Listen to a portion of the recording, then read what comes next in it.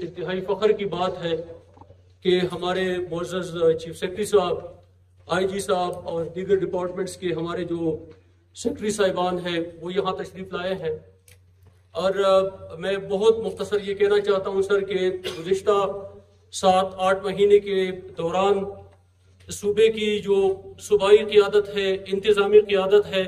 پاک آرمی کے جتنے فارمیشنز ہیں، آفیسرز ہیں، پولیس کی جتنی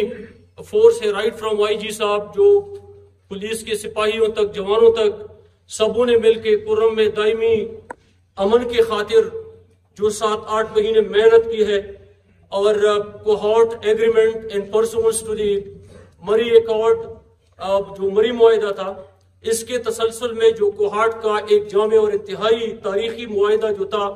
وہ اس پہ رضامندی ہوئی اور دونوں فریق اس پہ راضی ہوئے۔ سر میں اس کی ڈیٹیل میں نہیں جانا چاہتا، لیکن کرم کے تاریخ میں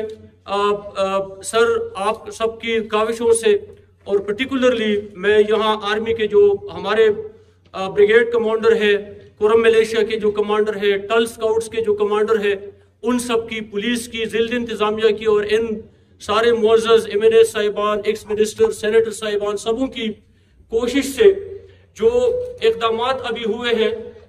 کوہارٹ معاہدے کی پر عمل درآمد کے سلسلے میں، اس میں بڑے تاریخی کام جو ہوئے ہیں وہ 1000 سے زیادہ مورچوں کی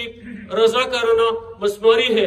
جو ایک بہت بڑی تاریخی کامیابی ہے۔ اور اس میں اہل تشیع اور اہل سنت کے جو مشران ہیں ان سب کا انتہائی مشکور اور ممنون ہوں کہ انہوں نے بڑا تعاون کیا، اور اب اسلحہ جو جمع کیا جا رہا ہے اس میں بھی